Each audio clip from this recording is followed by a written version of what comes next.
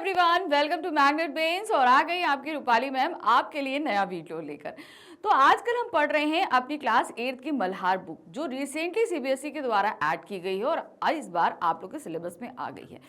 इस बार ये जो बुक में आपके पास जो आई है, इसमें आपके पास जो एक्सरसाइज दी हैं, एनसीईआरटी बुक में जो एक्सरसाइज दी गई हैं वो भर भर के दी गई हैं। और मतलब इतना वेरिएशन है कि आप अगर एक बार चैप्टर पढ़ लो और इन एक्सरसाइज को कर लो तो समझ लो कि आपको कुछ भी पढ़ने की ज़रूरत नहीं है। इतना अच्छे से उन्होंने आपकी ये एक्सरसाइज अरेंज करी हैं। तो अब बात ये आ जाती है, दूसरा चैलेंज ये रहता है एजुकेटर्स के पास में कि उन एक्सरसाइज को आप तक पूरे बेहतरीन तरीके से एक्सप्लेन किया जा सके, तो आपको हर एक चीज़ समझ में आए। तो मैं भी कुछ इसी कोशिश में हूँ कि मैं आपको ये एनसीईआरटी सॉल्यूशंस बहुत अच्छे से करा सकूँ। तो अभी लास्ट वीडियो हमने देखा था, हमने चैप्टर 4 हरिद्वार, जो कि एक पत्र है भारतेंदु हरिश्चंद्र जी द्वारा लिखित, हमने वो पूरा समझाया। इस पत्र में बहुत ही उम्दा किस्म की हिंदी का इस्तेमाल किया गया था, जहां पर मैंने आपको एक एक लाइन एक्सप्लेन करी है ना। करीबन आज से 150 साल पहले लिखा गया ये पत्र आपके इस सिलेबस में रखा गया, सिर्फ इस रीज़न से कि आप देख सकें कि आज आप जो हिंदी बोल रहे हैं, पढ़ रहे हैं, वो अपने आप में बहुत आसान है। क्योंकि हिंदी का एक मुश्किल स्वरूप भी है, जो आपने 150 साल पहले पढ़ा वो एक मुश्किल है, लेकिन उससे भी मुश्किल एक स्वरूप है जो और पहले बोला जाता था। तो बिल्कुल आप ये मत समझिए कि आजकल की हिंदी टफ है, थोड़ा सा और पहले की पढ़ते तो समझ में आता। चलिए कोई बात नहीं, आपने पढ़ी है, समझाया है मैंने, और अब हम करेंगे इसी चैप्टर के एनसीईआरटी सॉल्यूशन। ठीक है, चैप्टर नंबर कक्षा 8 है आपकी, मल्हार बुक कर रहे हैं। चैप्टर नंबर 4 यानी कि पार्ट 8 है, हरिद्वार है, एनसीईआरटी सॉल्यूशन है। ध्यान रखिए, बहुत सारे एनसीईआरटी क्वेश्चंस दिए गए हैं इस चैप्टर में। क्यों? क्योंकि ये चैप्टर ही अपने आप में बहुत ही नॉलेजेबल है। जहाँ हिंदी के पर्पस से मैं बोल रही हूँ, वहीं इन्होंने हरिद्वार के दर्शन कराए, जो कि एक पौराणिक और ऐतिहासिक दोनों दृष्टि से मान्य रखता है। ठीक है, चलिए, तो ये पूरी एक्सरसाइज आपकी 2 सेक्शन में डिवाइड है, एक है पार्ट से और दूसरा है पार्ट से आगे। ठीक है, तो सबसे पहले हम करेंगे पार्ट से। निम्नलिखित प्रश्नों के उपयुक्त उत्तर के सम्मुख तारा बनाइए, और कुछ प्रश्नों के एक से अधिक उत्तर भी हो सकते हैं। यानी कि आपके पास एक तरीके से मल्टीपल चॉइस क्वेश्चंस दिए गए हैं। एक क्वेश्चन है, 4 ऑप्शन है। इन 4 ऑप्शन में से जो आपको सही लगता है उसके सामने आपको तारा यानी कि स्टार बनाना है। किसी किसी क्वेश्चन के 2 आंसर भी हो सकते हैं, तो बेफिक्र रहिए। ठीक है, चलिए देखिए क्या है। पहला प्रश्न है, सज्जन ऐसे कि पत्थर मारने से फल देते हैं का क्या अर्थ है? अब मैंने ये अर्थ आपको समझाया था। सज्जन मतलब क्या होता है? सज्जन मतलब होता है सत्य पुरुष, अच्छा पुरुष जो होता है, जिसका व्यवहार बहुत अच्छा होता है। अगर आप उसको 4 बातें भी बोलोगे तो वो आपको पलट के अच्छी ही बातें बताएगा, है कि नहीं? बोलेगा। तो उसी तरीके से पेड़ होता है, आप पत्थर मारो लेकिन वो क्या करता है? आपको फल ही देता है कि नहीं देता है? तो चलिए इसका अर्थ देखते हैं इसमें कौन सा। लेखक के अनुसार सज्जन लोग बिना पूछे स्वादिष्ट रसीले फल देते हैं? नहीं, लेखक फलदार वृक्षों की उदारता को मानवीय रूप से व्यक्त कर रहे हैं। हाँ, ये हो सकता है। आगे पढ़ते हैं। लेखक का मानना था कि हरिद्वार के सभी दुकानदार बहुत सज्जन थे। लेखक को पत्थर मारकर पके हुए फल तोड़कर खाना पसंद है। तो सही ऑप्शन हमारा क्या है? सेकंड वाला। लेखक फलदार वृक्षों की उदारता को मानवीय रूप में व्यक्त कर रहे थे। अब फलदार वृक्ष के बारे को सिमिलर किससे किया? उन्होंने अच्छे पुरुषों के साथ में कंपेयर किया था। वैराग्य और भक्ति का उदय होता था। इस कथन से लेखक का कौन सा भाव प्रकट होता है? अब कौन सी भाव का मतलब क्या होता है? क्या फीलिंग्स उनकी व्यक्त हो रही हैं?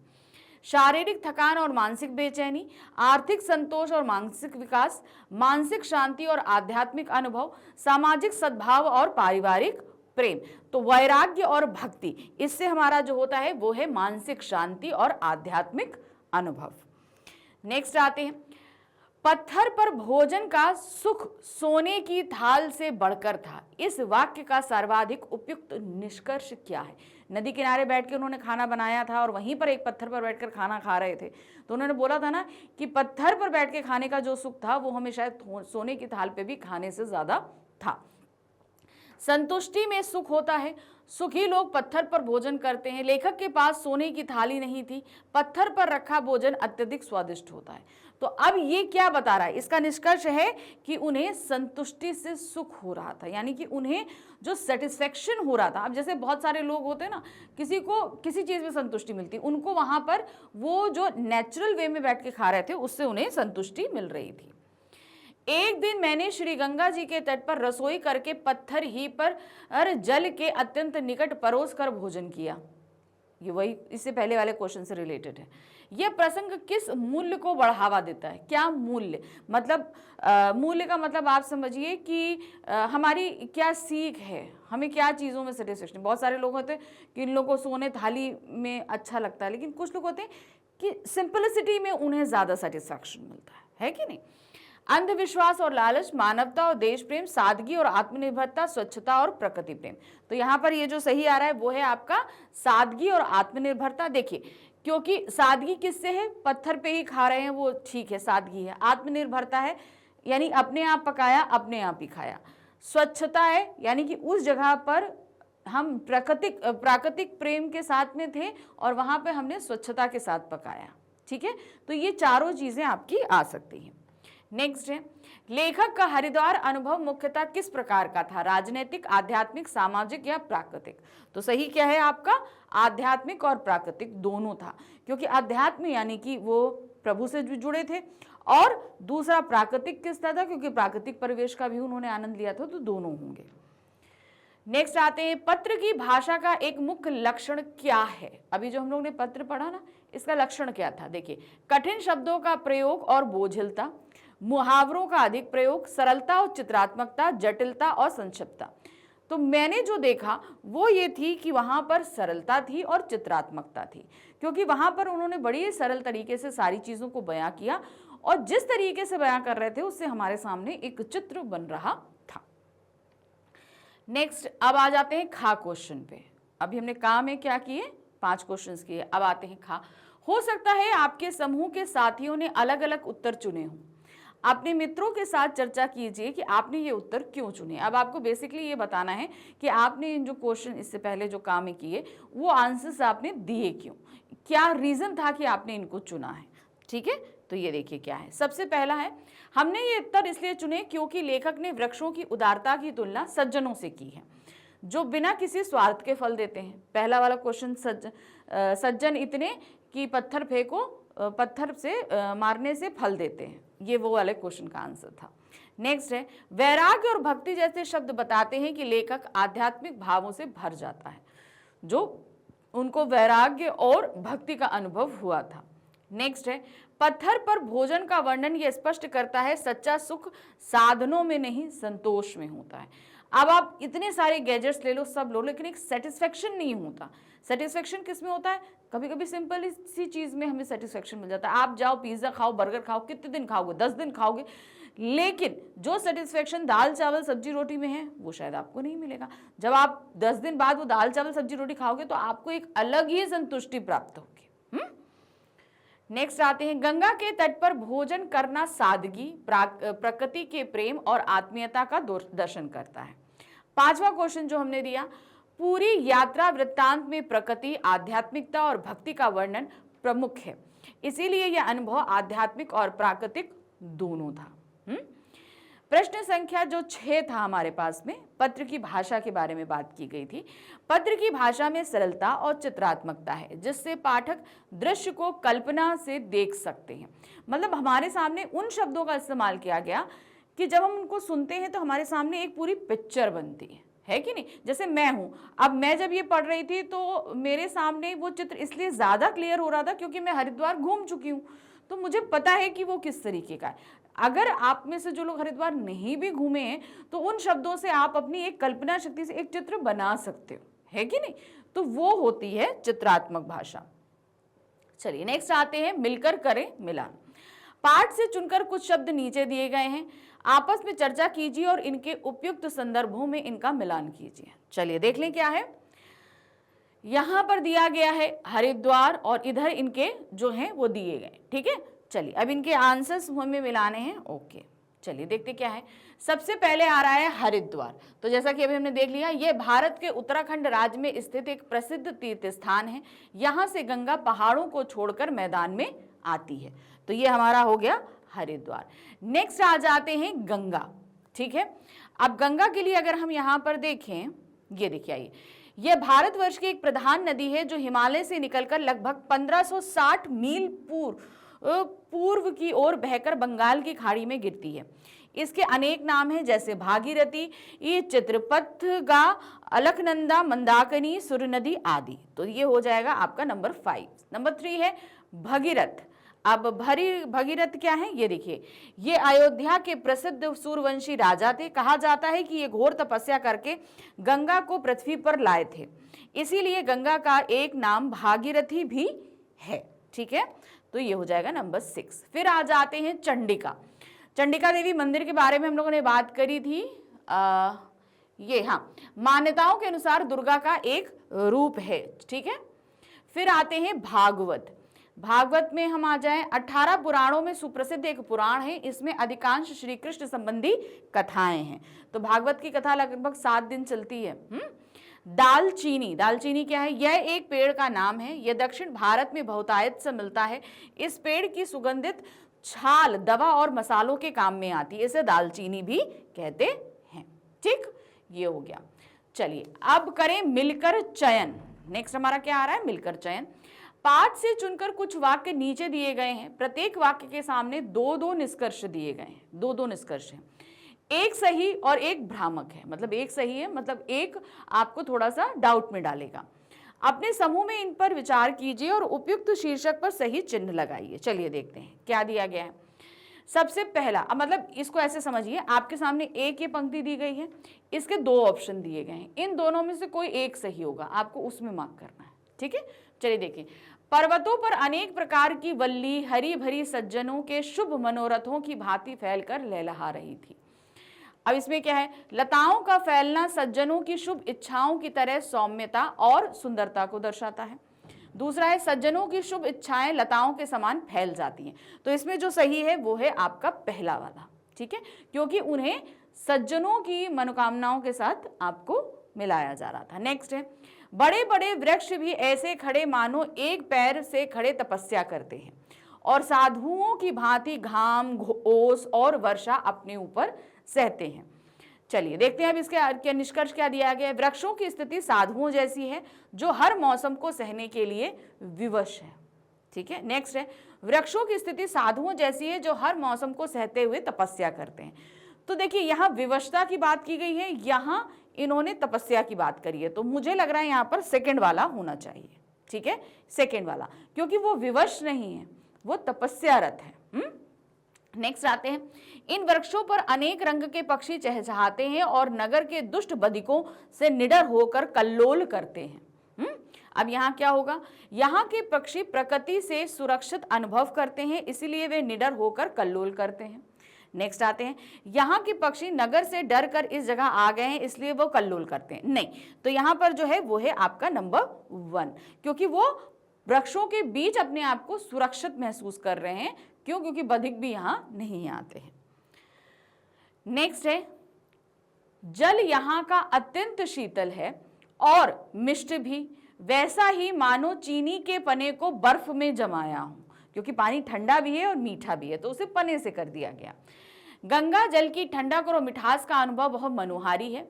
नेक्स्ट है, गंगा जल की शीतलता और मिठास से शक्कर और बर्फ बनाई जा सकती है। नहीं, तो यहाँ पर जो है वो आपका क्या कहते हैं, बर्फ बनाई जा सकती है, मतलब हाँ ठीक है, ये वाला सही है। यहाँ पर मिठास का अनुभव मनोहारी बता रहा है और यहाँ पर बताया गया है कि वो इतना मीठा है कि उसे हम पने का शक्ल भी दे सकते हैं।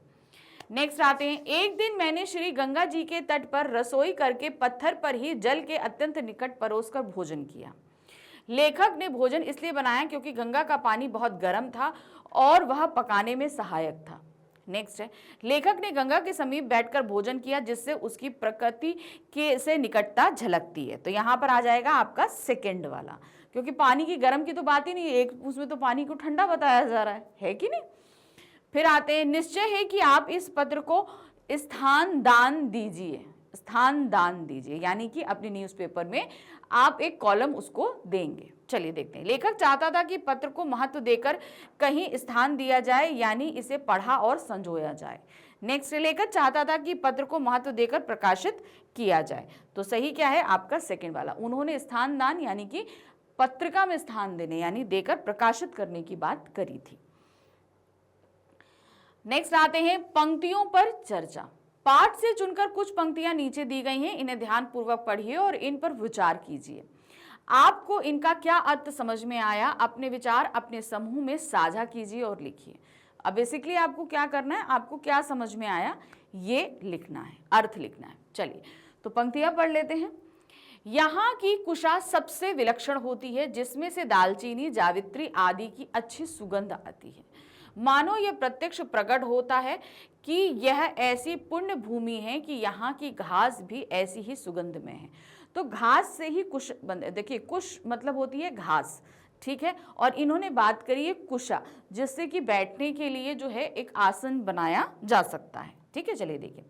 भारतेंदु कहते हैं कि हरिद्वार की कुशा एक विशेष प्रकार की घास जो पूजा के उपयोग होती है। मैंने बताया था ना, पूजा के लिए उपयोग, बैठने के लिए जो वो बनाई जाती है चटाई, तो उससे मैंने बताया था कि वो घास होती है और उससे चटाई भी बनती है। दोनों चीजें बहुत अनोखी है। इसकी खुशबू दालचीनी और जावित्री जैसे मसालों की तरह शानदार है।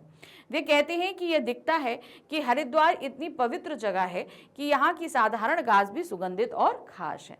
तो उस घास के बारे में उन्होंने यहाँ पर बात करी है।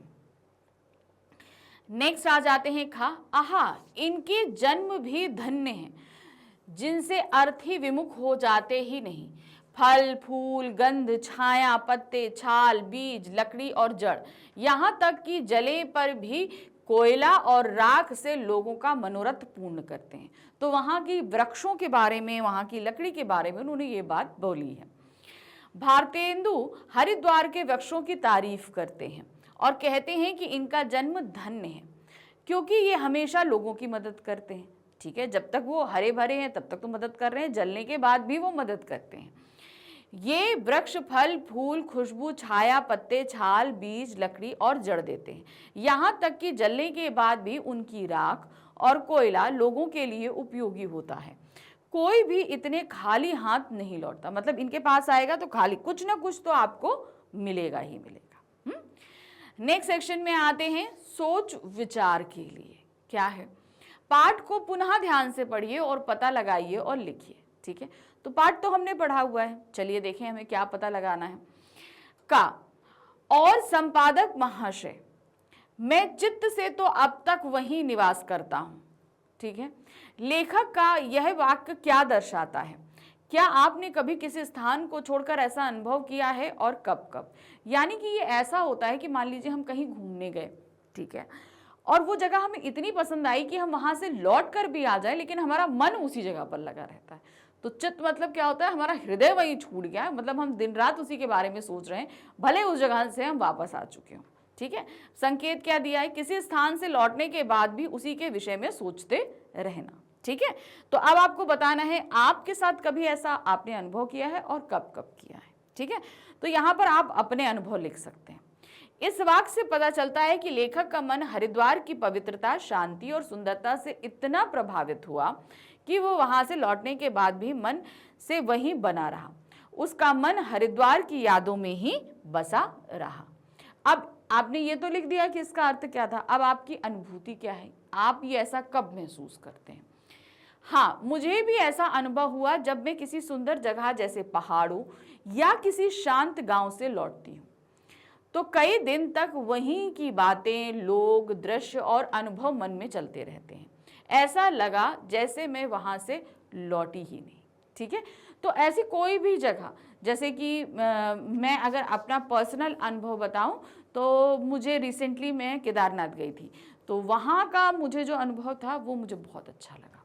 ठीक है, वहाँ पहाड़ों पर चढ़ना, वहाँ का वेदर, वहाँ की स्पिरिचुअलिटी, मतलब आध्यात्मिकता में मैं एकदम खो गई। मतलब बहुत अच्छा एक जो फीलिंग आती है ना, वो आ रही थी वहाँ पर। चलिए दूसरा प्रश्न है, पंडे भी यहाँ बड़े विलक्षण संतोषी हैं, 1 पैसे को लाख कर कर मान लेते हैं, यानी कि उनको बहुत कम दो लेकिन वो उसमें संतुष्ट हो जाते हैं। लेखक का ये कथन आज के समाज में कितना सच है? क्या अब भी ऐसे संतोषी लोग मिलते हैं? अपने विचार उदाहरण सहित दीजिए। आज के समय में थोड़ा सा ये झूठ है, लेकिन कहाँ कहीं कहीं संतोषी मिल भी जाते हैं, ठीक है ना, ये भी होता है। चलिए देखते हैं। इस कथन का अर्थ है कि वहां के पंडे लालच नहीं करते हैं, वे कम में भी खुश रहते हैं, यानी कि उनको अगर 1 रुपये भी दे दो तो वो बहुत संतुष्ट रहते हैं। आज के समय में ऐसा व्यवहार बहुत कम देखने को मिलता है, मैंने कहा ना बहुत कम मिलता है, मगर खत्म नहीं हुआ है, इक्का दुक्का मिलेंगे। आज कई लोग अधिक पैसा कमाने की होड़ में रहते हैं, फिर भी कुछ लोग आज भी संतोषी हैं, जैसे गांवों में कुछ दुकानदार या मंदिरों के पुजारी जो कम में भी खुश रहते हैं और सेवा भाव रखते हैं। उदाहरण, मेरे गांव के पास एक मंदिर के पुजारी हैं जो केवल भक्ति से पूजा कराते हैं, यानी कि उनके अंदर इतनी श्रद्धा है और दान में जो भी मिले उसी से संतुष्ट रहते हैं। ऐसे लोग आज भी समाज में हैं, पर बहुत कम हैं। हमने ये नहीं कहा कि नहीं हैं, लेकिन कम है। तीसरा, यानी कि गा क्वेश्चन क्या है? मैं दीवान कृपा राम के घर के ऊपर के बंगले पर टिका था, यह स्थान भी उसी क्षेत्र में टिकने योग्य ही है। तो किसी व्यक्ति के यहाँ ये रुके थे, ठीक है। आपके विचार से लेखक ने उस स्थान को टिकने योग्य क्यों कहा? उस स्थान में कौन कौन सी विशेषताएं होंगी जो उसे टिकने योग्य बनाती होंगी? यानी कि देखिए, एक अच्छा सा साफ स्वच्छ कमरा है, खाने का प्रबंध होगा, साथ में मतलब आप आराम से रह सकते हो, ये सारी सुविधाएं। कहीं पे भी हम जैसे टिकना चाहते हैं तो आरामदायक जगह होनी, केवल आराम सुविधा या कोई और कारण भी, ठीक है, आप कोई और कारण भी बता सकते हो। चलिए देखिए, लेखक ने स्थान को टिकने योग्य इसलिए क्यों कहा? क्योंकि वहां चारों ओर शीतल हवा आती थी और स्थान शांत था, आरामदायक था, और वहां से हरिद्वार की सुंदरता का आनंद लिया जा सकता था। मतलब हरिद्वार इतना सुंदर है, वहां का आनंद ये लिया जा सकता था। अनुमानित विशेषताएं, अब ये विशेषताएं क्या थी? ये तो जैसे हवा आना, आरामदायक था, हरिद्वार के दर्शन हो रहे थे, ये सारी बातें तो लेखक ने लिखी हैं, लेकिन अब आपसे बोला गया कि आप अनुमान लगाइए कि क्या हो सकता है, ठीक है। देखिए क्या है, वहां प्राकृतिक वातावरण था, गर्मी या भीड़ नहीं थी। नेक्स्ट, शांत, सुरक्षित और स्वच्छ स्थान था, मन को प्रसन्न करने वाला वातावरण था, इसीलिए लेखक को वहां ठहरना अच्छा लगा। क्यों? क्योंकि वहां पर जो एक हमको सुकून देने वाली जगह होती है ना, वो वहां पर था। घा प्रश्न है, फल, फूल, गंध, छाया, पत्ते, छाल, बीज, लकड़ी और जड़, यहां तक कि जले पर भी कोयला और राख से लोगों का मनोरथ पूर्ण करते थे। तो ये हमको पता है कि पेड़ों के बारे में उन्होंने ये बात कही थी। इस वाक्य के माध्यम से आपको वृक्षों के महत्व के बारे में कौन कौन सी बातें सूझ रही हैं? तो देखिए, वृक्ष तो हमारे जीवन का आधार कह सकते हो, हमें जीवनदायिनी ऑक्सीजन देते हैं, फल देते हैं, फूल देते हैं, शीतल हवा देते हैं, पानी देते हैं, मिट्टी को रोकते हैं, मतलब पेड़ तो बहुत कुछ करते हैं कि नहीं? हमारी जरूरत की सारी चीजें हम उनसे प्राप्त करते हैं। वो जल भी जाए तो उनका राख और कोयला भी हमारे काम में आता है। इस वाक्य में वृक्षों की उपयोगिता और उदारता का पता चलता है। पेड़ जीवन भर और मृत्यु के बाद भी लोगों की मदद करते हैं। वे बिना कुछ मांगे फल, फूल, छाया देते हैं, यहाँ तक कि जब पेड़ जल जाते हैं तब भी उनकी राख और कोयले से लोग लाभ उठाते हैं, ठीक है। अब मेरी समझ में ये चीज़ कैसे आ रही है? देखिए, यह हमें सिखाता है कि हमें भी वृक्षों की तरह निस्वार्थ सेवा करनी चाहिए और प्रकृति का आदर करना चाहिए। वृक्ष सच्चे सज्जन और समाज के सेवक होते हैं। क्या होते हैं? सच्चे होते हैं, सज्जन होते हैं और समाज की सेवा करते हैं। चलिए, अब नेक्स्ट सेक्शन में हम आ जाते हैं अनुमान और कल्पना से। क्या दिया गया है? पहला प्रश्न, यह भूमि 3 ओर सुंदर हरे हरे पर्वतों से घिरी है। किसकी बात हम कर रहे हैं? हम हरिद्वार की बात कर रहे हैं। वो 3 तरफ से पर्वतों से घिरी हुई है। कल्पना कीजिए कि आप हरिद्वार में हैं, आप वहां क्या क्या करना चाहेंगे, ठीक है। हरिद्वार अपने आप में बहुत खूबसूरत जगह है, बहुत अच्छा लगता है। अब आपको बताना है कि आप वहां क्या क्या करना चाहेंगे। चलिए, यदि मैं हरिद्वार में हूं जहां हरे भरे पेड़ हैं तो मैं ये चीजें करना चाहूंगा। पहली है गंगा में स्नान। ये काम तो जरूर करना चाहेंगे, है कि नहीं? चलिए देखते हैं। मैं हर की पौड़ी पर जाकर गंगा में स्नान करूंगा क्योंकि यह पवित्र और ठंडा जल मेरे मन को शांति देगा। नेक्स्ट आते हैं पहाड़ों पर सैर, क्योंकि साथ पास में पहाड़ी है। मैं हरे भरे पर्वतों पर चढ़कर प्रकृति की सुंदरता देखूंगा, जैसे चहचहाते पक्षी और लहलहाती वनस्पतियां। ठीक है। नेक्स्ट है मंदिर के दर्शन। अब भाई पूरी तरीके से वहां पर मंदिर ही मंदिर है ढेर सारे, तो मंदिर के दर्शन भी होंगे। मैं चंडिका देवी मंदिर और विल्लेश्वर महादेव मंदिर जाऊंगा ताकि वहां की आध्यात्मिक शांति का अनुभव कर सकूं। नेक्स्ट है गंगा आरती। डेली शाम को वहां गंगा आरती होती है। मैं शाम को हर की पौड़ी में गंगा आरती देखूंगा क्योंकि दियों की रोशनी और भक्ति का माहौल बहुत सुंदर होता है। ठीक। नेक्स्ट आ जाते हैं प्राकृतिक आनंद। मैं गंगा के किनारे बैठकर ठंडी हवा और पानी की आवाज का मजा लूंगा, जैसे भारतेंदु ने अपने अनुभव को बताया था। तो एक प्रकृति का से भी एक प्रेम होता है, उसका आनंद लिया जाए। चलिए खा क्वेश्चन में आ जाते हैं। जल के छल के पास ही ठंडे ठंडे आते थे। जल के छल के मतलब जब वो पत्थर पर बैठकर भोजन कर रहे थे तो जब नदी बह रही थी तो उसकी छींटें भी उनके ऊपर आ रही थी। यहाँ पर वो बात की गई है। कल्पना कीजिए आप गंगा के तट पर हैं और पानी की छींटें आपके मुंह पर आ रहे हैं। अपने अनुभवों को अपनी कल्पना से लिखिए। अब आप जैसा महसूस करोगे उसे यहाँ पर पूरी तरीके से लिखना है। चलिए। मैं गंगा के तट पर हरि की पौड़ी के पास बैठा हूं। गंगा का ठंडा साफ पानी बह रहा है और उसकी छोटी छोटी लहरें मेरे पास आकर छींटे मार रही हैं। पानी की ये छींटे मेरे चेहरे पर पड़ते हैं जो इतने ठंडे और ताज़ा हैं कि मुझे गर्मी और थकान भूल जाती है। हल्की हवा चल रही है जो गंगा के पानी की ठंडक को मेरे पास लाती है। चारों ओर पक्षियों की चहचहाट और गंगा की कलकल की आवाज़ सुनाई दे रही है। मुझे ऐसा लग रहा है जैसे मैं किसी शांत और पवित्र दुनिया में हूँ। मैं अपने हाथों से पानी छूता और उसकी शीतलता मेरे मन को शांति देती। मैं सोचता हूँ कि गंगा माँ मुझे अपनी गोद में बुला रही है। यह अनुभव इतना सुंदर है कि मैं इसे हमेशा याद रखना चाहता हूँ। मतलब वो जो अनुभव है, जो फीलिंग है, मतलब मुझे लगता है मुझे हमेशा याद रहे और इतना अच्छा है कि उसे दोबारा भी मैं महसूस करना चाहूँगा। नेक्स्ट आ जाते हैं। सज्जन ऐसे कि पत्थर मारने से फल देते हैं। तो ये पेड़ पौधों के बारे में बात की गई है ना? किसके बारे में? पेड़ पौधों के बारे में। यदि पेड़ पौधे सच में मनुष्यों की तरह व्यवहार करने लगे तो क्या होगा? अब आपको बताइए, क्योंकि यहाँ पर पेड़ों के व्यवहार को एक मनुष्य के व्यवहार से कंपेयर किया गया। अगर सच में पेड़ मनुष्यों की तरह व्यवहार करें तो क्या होगा? अभी आप सब अपनी कल्पना से लिखिए, देखिए क्या होगा। यदि पेड़ पौधे मनुष्यों की तरह व्यवहार करने लगे तो दुनिया बहुत रोचक और अलग होगी। बातचीत, सबसे पहले तो भाई पेड़ अगर मनुष्यों की तरह बात कर रहे हैं तो मनुष्यों की तरह बातचीत करने लगेंगे, है कि नहीं? देखिए क्या है, पेड़ हमसे बात करेंगे। उदाहरण के लिए एक बरगद का पेड़ कह सकता है, मुझे पानी दो मैं तुम्हें छाया दूंगा। यह कोई फल का पेड़ कहेगा, मेरे फल खाओ लेकिन मेरी डालियां मत तोड़ो। तो इस तरीके से वो बोलने लगेंगे मनुष्यों की तरह। ये हो सकता है। नेक्स्ट हो सकता है उनकी उदारता। जैसे भारतेंदु ने कहा, पेड़ सज्जनों की तरह रहेंगे। अगर कोई उन पर पत्थर फेंके तो वे गुस्सा होने की बजाय और फल दे सकते हैं। जैसे कहेंगे, तुम्हें और फल चाहिए, लो, है कि नहीं? इस तरीके से।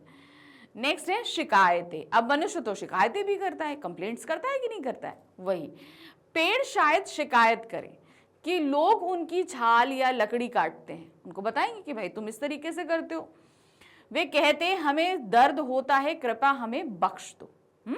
नेक्स्ट आते हैं पर्यावरण की रक्षा। पेड़ इंसानों को सिखाएंगे कि उनकी देखभाल कैसे करनी है। वे कह सकते हैं, ज्यादा पेड़ लगाओ ताकि हमारा परिवार बढ़े। तो वो बताते जाएंगे ना कि भाई तुम ऐसा ऐसा करो तो भाई जितने पेड़ होंगे उतना पर्यावरण स्वच्छ होता चला जाएगा। चौथा प्रश्न है, यहाँ पर श्री गंगा जी दो धारा हो गई हैं, यानी कि वो दो धारा में डिवाइड हो गई थी।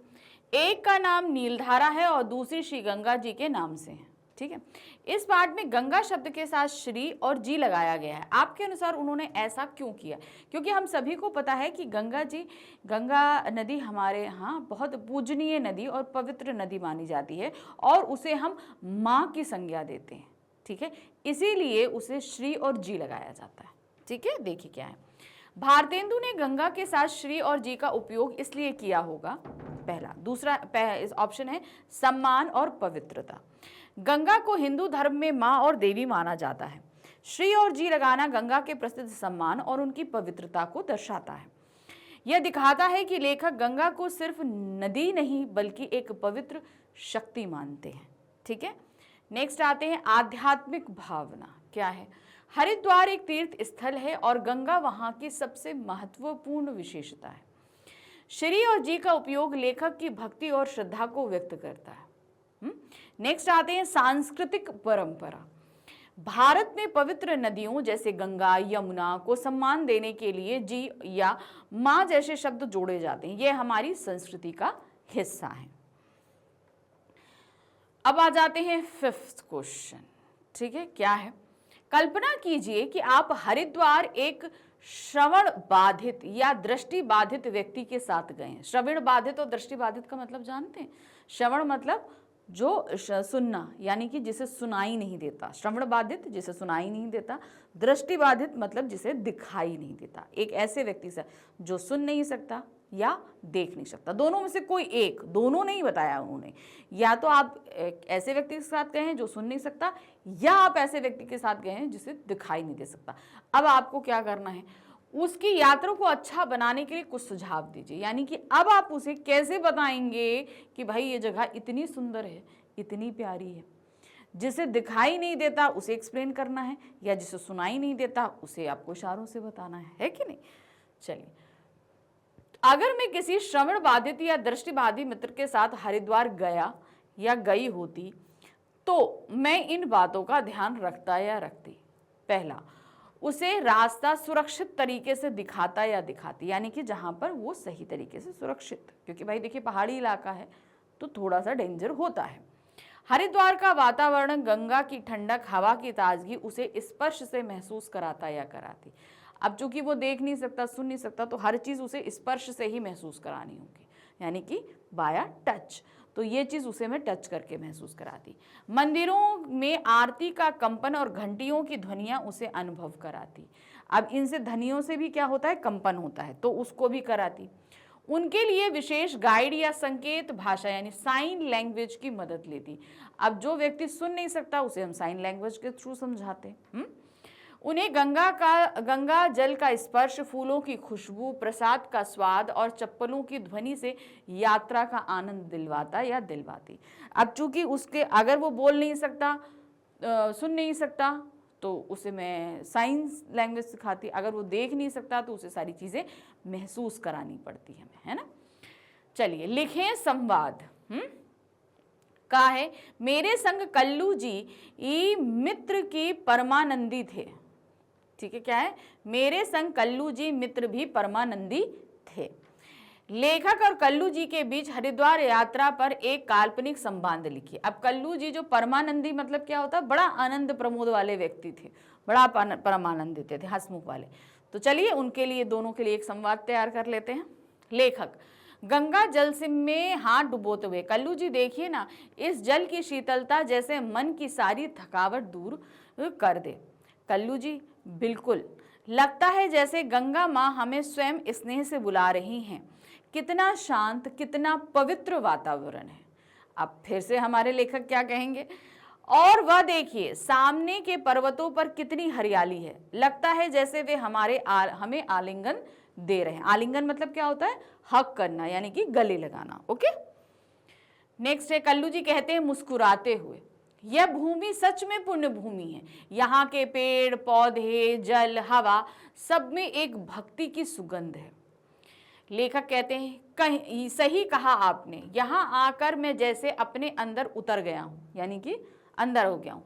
ऐसा लग रहा है जैसे मेरी आत्मा गंगा में स्नान कर रही है। ठीक है, अब मतलब मैं उस जगह के आनंद में पूरी तरह डूब चुका हूँ, ये चीजें हैं। कल्लू जी कहते हैं, और संतों का वैराग्य देखिए, धन का लोभ नहीं, केवल संतोष। क्या आजकल ऐसा कहीं देखने को मिलता है? लेखक कहते हैं, सचमुच इस यात्रा ने मेरी सोच को बदल दिया। लगता है जैसे मन को कोई नया रास्ता मिल गया हो।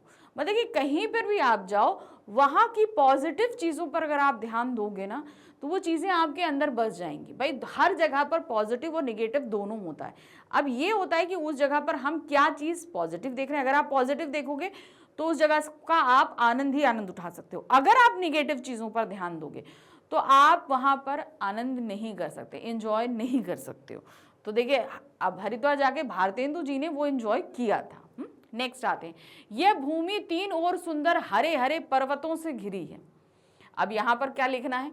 लेखक और प्रकृति के बीच एक कल्पनात्मक संवाद तैयार कीजिए, जैसे पर्वत बोल रहे हैं। अब चूंकि उन्होंने पर्वत की बात करी है, तो अब पर्वत या लेखक के बीच आपको संवाद बनाना है। अब चूंकि देखिए पर्वत बोल नहीं सकते, इसलिए आपको सारी चीजें काल्पनिक करनी होंगी, यानी कि इमेजिनेटिव चीजें आपको यहाँ रखनी होंगी। लेखक, पर्वतों को निहारते हुए, हे पर्वतों, तुम्हारी ऊंचाई और स्थिरता को देखकर मन श्रद्धा से भर जाता है। यानी कि आपकी तरफ बहुत रिस्पेक्ट हमें आती है। पर्वत कहते हैं मुस्कुराते हुए, धन्यवाद पथिक, हम सदियों से यही खड़े हैं, स्थिर, शांत और साक्षी। साक्षी मतलब क्या होते हैं? इतने सालों में जो कुछ घटित होता रहा, हम वो उन सब के हम क्या हैं? विटनेस हैं। साक्षी मतलब क्या होता है? विटनेस। लेखक, क्या आप कभी थकते नहीं? ना गर्मी से, न वर्षा से, न सर्दी से। पर्वत कहते हैं, नहीं, क्योंकि हमारा काम है सहना और संभालना। हम धरती की रीढ़ हैं, तुम्हें छाया, हवा, जल और शांति देते हैं। लेखक, तुम्हारे ऊपर की हरियाली, झरनों की ध्वनि और हवा की गंध सब कुछ मंत्रमुग्ध कर देता है। पर्वत, यह सब तुम्हारे मन की निर्मलता पर निर्भर करता है। जब मन शांत होता है तभी प्रकृति की आवाज सुनाई देती है। वाकई हम अगर शांत होंगे तो हमें हवा की आवाज भी सुनाई देगी, चिड़ियों की आवाज पे भी हम कंसंट्रेट कर पाएंगे। अगर हमारा मन शांत नहीं है तो हम कोई भी चीज पे हम कंसंट्रेट नहीं कर सकते, हमें कोई ध्वनि नहीं सुनाई देगी। लेखक, मैं धन्य हो गया, तुम्हारी गोद में बैठकर मैं खुद को खोज रहा हूं। पर्वत, खोजते रहो पथिक, जब तक भीतर प्रकृति ना जागे तब तक सच्चा सुख नहीं मिलता। यानी कि प्रकृति को तुम्हें महसूस करना है तो मन का शांत होना जरूरी होता है। चलिए नेक्स्ट आ जाते हैं, और हैं का उपयोग, सॉरी है और हैं का उपयोग, मैं और बोल दी, सॉरी। है और हैं, आपको है पता है, स्टेटमेंट के एंड में लगता है जहां पर हम बहुवचन बोल रहे हों या आदर सूचक लोग हों, जैसे पिताजी, टीचर, उनके लिए हम हैं का इस्तेमाल करते हैं। ठीक है, इन वाक्यों में रेखांकित शब्दों के प्रयोग पर ध्यान दीजिए। चलिए कुछ देखते हैं। विशेष आश्चर्य का विषय यह है कि यहाँ केवल गंगा जी ही देवता हैं, दूसरा कोई नहीं। तो अंडरलाइन वर्ड है ही देवता हैं। ठीक है, नेक्स्ट आ जाते हैं। यूं तो वैरागियों ने मठ मंदिर बना लिए हैं। तो अब आप यहाँ पर देख रहे हैं और हैं का उपयोग हुआ। आप जानते हैं कि एक वचन संज्ञा शब्दों के साथ है सॉरी का प्रयोग होता है और बहुवचन संज्ञा शब्दों के साथ हैं का होता है और हैं का प्रयोग क्या होता है ये पता है। सोचिए, गंगा शब्द एक वचन है, फिर भी इसके साथ हैं क्यों लिखा जा रहा है? तो जैसे मैंने बताया कि जब हम किसी को आदर पूर्वक बुलाते हैं तो वहां पर हम क्या करते हैं का इस्तेमाल करते हैं। ठीक है, हम ये तो नहीं बोलेंगे पिताजी आ रहा है, हम क्या बोलेंगे? पिताजी आ रहे हैं बोलेंगे कि नहीं? वो चीज यहां पर होती है।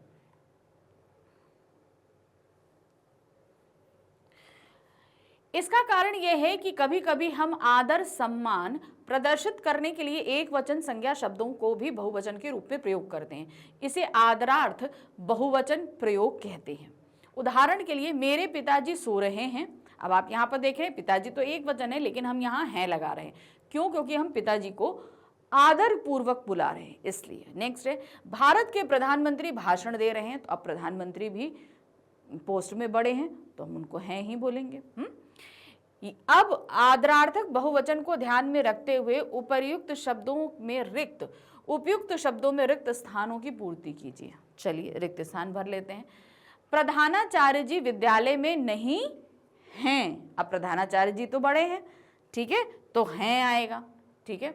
वे अभी सभा में उपस्थित हैं, क्या है, अभी उपस्थित हैं यानी होता है बिंदी, और है मतलब होता है बिंदी नहीं होगी।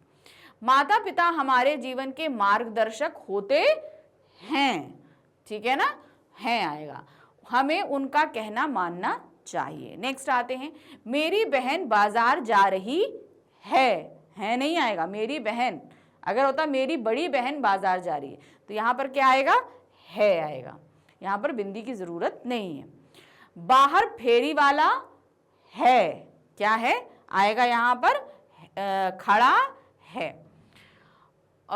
उसे बुला लाओ, ठीक है, बाहर खड़ा है, उसे बुला लाओ। डाकिया जी आए हैं, अब डाकिया जी आए हैं हो जाएगा, उन्हें भी बुला लाओ, ठीक। आप तो बहुत दिन बाद आए हैं, आपका स्वागत है, ठीक है, आप बहुत दिन बाद आए हैं, आपका स्वागत है। डॉक्टर साहब बहुत विद्वान हैं और उनसे परामर्श लेना चाहिए, हमें उनसे परामर्श लेना चाहिए, हमें से नहीं, यहाँ पर सही होगा हमें उनसे परामर्श लेना चाहिए या उनसे परामर्श लेना चाहिए, ठीक है। तो यहाँ पर क्या होगा, उनसे परामर्श लेना चाहिए, हमें नहीं आएगा यहाँ पर।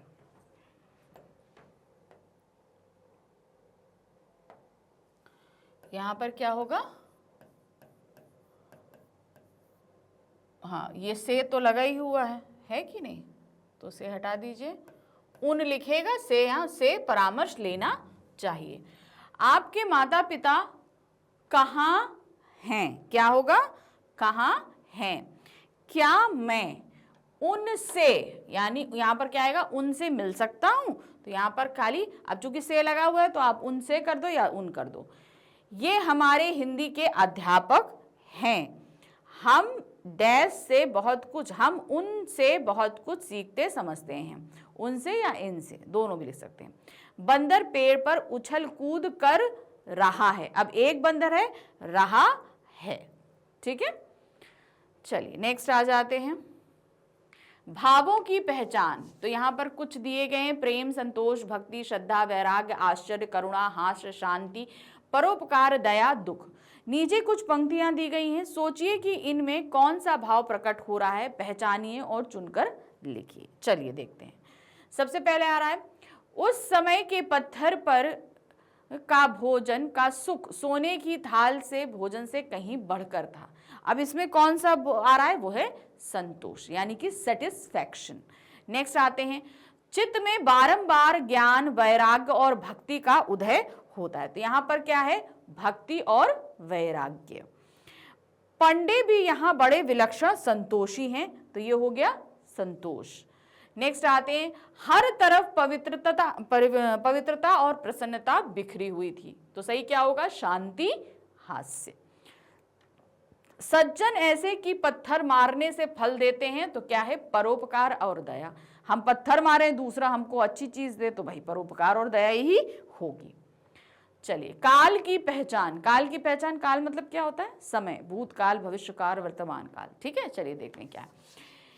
यहाँ हर की पौड़ी नामक एक पक्का घाट है और यही स्नान भी होता है, ठीक है।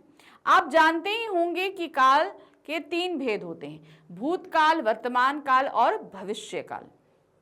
परस्पर चर्चा करके पता लगाइए कि ऊपर दिए गए वाक्य में कौन सा काल प्रदर्शित हो रहा है। सही पहचानना कि यह वाक्य वर्तमान काल को प्रदर्शित कर रहा है, ठीक है। चलिए देखते हैं, नीचे दिया गया, नीचे दिए गए पाठ की इन पंक्तियों को पढ़कर बताइए इनमें क्रिया कौन से काल को प्रदर्शित कर रही है। कौन सा काल, या तो भूतकाल होगा, वर्तमान काल होगा या भविष्य काल होगा। पंक्तियां पढ़ते हैं, चलिए देखते हैं। पहला है, निश्चय है कि आप इस पत्र को स्थान दान दीजिएगा, क्या दीजिएगा, तो ये क्या हो जाएगा, भविष्य काल। नेक्स्ट है, यह भूमि 3 ओर सुंदर हरे हरे पर्वतों से घिरी है, तो यह है वर्तमान काल। नेक्स्ट है, वृक्ष ऐसे कि पत्थर मारने पर फल देते हैं, तो क्या होगा, ये वर्तमान काल। नेक्स्ट है, चित्त में बारंबार ज्ञान, वैराग्य और भक्ति का उदय होता था, तो ये हो जाएगा भूतकाल। मैं दीवान कृपा राम के घर के ऊपर के बंगले पर टिका था, तो हो जाएगा भूतकाल। नेक्स्ट आते हैं, अब इन वाक्यों के काल को अन्य कालों में बदलकर लिखिए और नए वाक्य बनाइए। अब कुछ सेंटेंस हैं जहां पर आपको जो काल दिया गया है उसमें हमें काल परिवर्तन करना है। चलिए क्या है, आप जानते होंगे कि काल के 3 भेद होते हैं, भूतकाल, भविष्यकाल और वर्तमान काल। परस्पर चर्चा करके पता लगाइए कि ऊपर दिए गए वाक्य में कौन सा काल प्रदर्शित हो रहा है। सही पहचानना, यह वाक्य वर्तमान काल को प्रदर्शित कर रहा है। जैसे है उत्तर, काल परिवर्तन के नए वाक्य। जैसे पहला है भविष्य काल, वर्तमान काल में है, निश्चय है कि आप इस पत्र को स्थान दान देते हैं। ठीक है, ऊपर जो सेंटेंस दिए गए थे ना, अभी जो हमने पीछे पढ़े उसके बारे में बात हो रही है। ये वाले थे ना, निश्चय ही, ये वाला, इन सेंटेंस के हमें काल चेंज करने हैं। ठीक है, तो अब जैसे मान लीजिए वो भविष्य काल में था, तो अब उसका हमें चेंज करना है। देखिए, तो यहां पर वर्तमान काल में निश्चय है आप इस पत्र को स्थान देते हैं, वर्तमान काल में। भूतकाल में होगा, निश्चय था कि आप इस पत्र को स्थान दान देते थे। ठीक है, तो वो भूतकाल में चला जाएगा। नेक्स्ट था, भूतकाल में यह भूमि 3 ओर हरे हरे पर्वतों से घिरी थी। अभी हमने जो पढ़ा था 3 हरे भरे पर्वतों से घिरी है, तो वर्तमान काल में था। फिर हमने भूतकाल में उस वर्तमान काल में बदला, फिर भूतकाल में बदला, अब क्या है भविष्य काल में बदलेंगे। क्या है, यह भूमि 3 ओर सुंदर हरे हरे पर्वतों से घिरी होगी। नेक्स्ट सेंटेंस था, वृक्ष ऐसे थे कि पत्थर मारने से फल देते हैं। ठीक है, देते हैं, तो हमने भूतकाल में बदल दिया देते थे, भविष्य काल में होगा देंगे। वृक्ष ऐसे होंगे कि पत्थर मारने पर फल देंगे। नेक्स्ट है, भूतकाल का सेंटेंस था, उसे हमने वर्तमान काल में बदला है। चित्त में बारंबार ज्ञान वैराग्य और भक्ति का उदय होता है। तो ये सेंटेंस भूतकाल में था, होता था, उसे हमने वर्तमान काल में किया। फिर भविष्य काल में क्या होगा, चित्त में बारंबार ज्ञान वैराग्य और भक्ति का उदय होगा। 5वां सेंटेंस था, भूतकाल का था, जिसे हम वर्तमान काल में बदलेंगे। मैं दीवान कृपा राम के घर के ऊपर के बंगले पर टिका था, तो क्या है टिकता हूं। भविष्य काल में टिकूंगा, है ना, मैं दीवान कृपा राम के घर के ऊपर के बंगले में टिकूंगा। ठीक है, चलिए नेक्स्ट आ जाते हैं, पत्र की रचना। आप सभी को पता है इस पार्ट में हमने एक पत्र पढ़ा है, अब पत्र की रचना भी करनी है। चलिए, और संपादक महाशय, मैं चित्त से तो अब तक वहीं निवास करता हूं। इस पंक्ति में लेखक संपादक महोदय को संबोधित करके अपनी बात लिख रहे हैं, क्योंकि भाई उन्होंने क्या किया था, कवि वचन सुधा के संपादक को पत्र लिखा था, है ना, तो ये एक संपादकीय पत्र था। आप जानते ही होंगे कि पत्र जिस व्यक्ति के लिए लिखा जाता है उसे संबोधित किया जाता है। यानी कि मान लीजिए अगर हम आपको पत्र लिख रहे हैं तो हम आपको संबोधित करते हुए लिखेंगे। फिर पत्र के अंत में अपना नाम लिखा जाता है, बिल्कुल सही है, हम अंत में अपना नाम लिखते हैं कि भाई लिखा किसने ये पत्र, ताकि पत्र पाने वाले को पता चल सके कि पत्र किसने लिखा है। ठीक है, तो ये हमें पता है। अब यहाँ पर क्या इन्होंने दिया है, नीचे इस पत्र की कुछ विशेषताएं दी गई हैं। ठीक है, अपने समूह के साथ मिलकर इन विशेषताओं से जुड़े वाक्यों को से इनका मिलान करना है, यानी कि आपको मिलाना है। चलिए देख लेते हैं यहाँ पर क्या दिया गया है। ओके, तो यहाँ पर विशेषताएं दी गई हैं और इधर पत्र के उदाहरण दिए गए हैं, इससे हमको मिलाना है। तो चलिए मिलाना शुरू कर लेते हैं। जैसे कि आप देख रहे हो इधर क्या दिया है, व्यक्ति परकता। पत्र लेखन में लेखक के विचार, अनुभव और भावनाएं प्रमुख होती हैं, यानी कि हमने क्या सोचा है, हमें क्या चीज़ अच्छा लग रहा है, ये सारी चीज़ें। तो अगर आप यहाँ पर ध्यान दोगे, ठीक है, तो जैसे कि यहाँ पर आप देख रहे हो उसका विचार, यहाँ पर उसने देखा कि उसने क्या फील किया, तो यहाँ पर आ रहा है मुझे हरिद्वार का समाचार लिखने में बड़ा आनंद आया। तो ये इसने व्यक्तिगत तौर पे बताया ना कि मुझे अच्छा लगा है, तो ये आपका यहाँ पर क्या हो जाएगा, फर्स्ट का यहाँ पर फोर्थ हो जाएगा। ठीक है, तो चलिए इसको मैंने इसके लिए ऐसे भी क्लियर किया हुआ है, ये देखिए यहाँ पर आपका हो जाएगा फर्स्ट का फोर्थ। ठीक है, तो ये हमारा यहाँ पर हम यहाँ लिख देते हैं फर्स्ट का फोर्थ, ये वाला आ गया। ठीक, ये हमने कर लिया, हम ऐसे टिक लगा देते हैं। नेक्स्ट आ जाते हैं सेकंड, संवादात्मकता। पत्र लेखन का रूप पाठक से सीधा संवाद है। पाठक कौन होते हैं? पाठक वे होते हैं जैसे कि हम, ठीक है, हम कौन है? हम पाठक हैं, है ना। तो अब जैसे यहां आप ध्यान दीजिए, और संपादक महाशय, मैं चित्त से तो अब तक वहीं निवास करता हूं। तो पाठक कौन था? यहां पर हम हैं, लेकिन ये पत्र किसको लिखा जा रहा है? संपादक महाशय को। तो यहां आपका क्या हो जाएगा? सेकंड का आपका ये एर्थ वाला हो जाएगा। कौन सा हो जाएगा? सेकंड का एर्थ हो जाएगा। ठीक है, तो ये हमारा ये भी कंप्लीट हो गया। जिसमें होता जा रहा है वो आप लिखते जाओ। ठीक है, अब आ जाते हैं तीसरा, स्वाभाविक शैली। मतलब नेचुरल होना चाहिए, बनावट नहीं होनी चाहिए। भाषा कृत्रिम नहीं होती, भावनाओं के अनुरूप होती है, यानी कि जो हम फील कर रहे हैं उसे हम लिखेंगे। अब देखिए क्या है, ग्रहण में बने आनंद पूर्वक स्नान किया, यानी कि जो हमने ग्रहण लगा था उसमें हमने बहुत अच्छे से एंजॉय किया। तो इस तरीके से तीसरे का आपका क्या हो जाएगा? पहला। तो देखिए थर्ड का क्या है? फर्स्ट। ठीक है, ये हमने लगा दिया। अब आ जाते हैं हम फोर्थ में। फोर्थ में क्या दिया गया है आपका? व्यक्तिगत अनुभवों का वर्णन, यानी कि हमने जो चीज करी, हमने जो एक्सपीरियंस किया उसे हम बताएंगे। तो अब ध्यान दिए, एक दिन मैंने श्री गंगा जी के तट पर रसोई करके, अब ये उनका खुद का पर्सनल एक्सपीरियंस था, उन्होंने किया तो उन्होंने बताया। तो इस तरीके से फोर्थ का हमारा क्या हो जाएगा? ये सेवेंथ। ठीक है, फोर्थ का हमारा क्या हो गया? सेवेंथ। अब नेक्स्ट आ जाते हैं अभिवादन या संबोधन। अब अभिवादन और संबोधन में हम यहां पर क्या दे रहे हैं? देखिए, पत्र का आरंभ जिसमें संबोधित व्यक्ति को आदर पूर्वक संबोधित किया जाता है। अब जिसमें हम जिसको पत्र लिख रहे हैं उसे आदर पूर्वक हम संबोधित करते हैं। अब देखिए यहाँ पर, श्रीमान कवि वचन सुधा संपादक महामहिम मित्र येशु, तो हम जिसको पत्र लिख रहे हैं संबोधन उनको किया। तो इसलिए फिफ्थ का हमारा क्या हो जाएगा? 2। ये देखिए फिफ्थ का हमारा 2 हो जाएगा, यहाँ पर खत्म हो गया। ठीक, नेक्स्ट आ जाते हैं 6, हस्ताक्षर। लेखक अपने नाम या संबंध से पत्र को समाप्त करता है। एंड में हम अपना नाम लिखते हैं, तो ये हो जाएगा आपका मित्र यात्री। तो 6 का हमारा क्या हो जाएगा?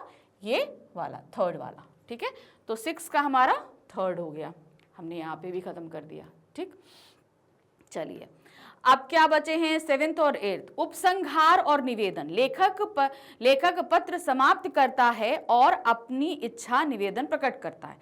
तो अब उन्होंने क्या कहा था? ये देखिए, और संपादक महाशय, मैं चित्त से तो अब तक वही निवास करता हूँ, निश्चय है कि आप इस पत्र को स्थान दान देंगे। उन्होंने निवेदन भी किया। तो इस तरीके से 7th का क्या हो जाएगा? 6th। 7th का हमारा क्या हो गया? 6th। अब बचा क्या? देखिए यहाँ पर मुख्य विषय। मुख्य विषय जिस बारे में हम लिख रहे हैं, जैसे यहाँ पर दिया गया, देखिए, हरिद्वार की प्राकृतिक सुंदरता, धार्मिकता, साधु सन्यासियों का जीवन, नदी, पर्वत, जल, गंगा स्नान आदि अत्यंत विस्तार से वर्णन किया। ये हमने विषय वस्तु में किया। जैसे यह भूमि 3 और सुंदर घिरी है। तो 8th का हो जाएगा हमारा 5th। 8th का कौन सा हो जाएगा? ये 5th हो जाएगा। ठीक है, आप जब कॉपी में करो तो एरो भी लगा सकते हो, नहीं तो इस तरीके से भी बना सकते हैं। ठीक है, चलिए आगे बढ़े। नेक्स्ट क्वेश्चन,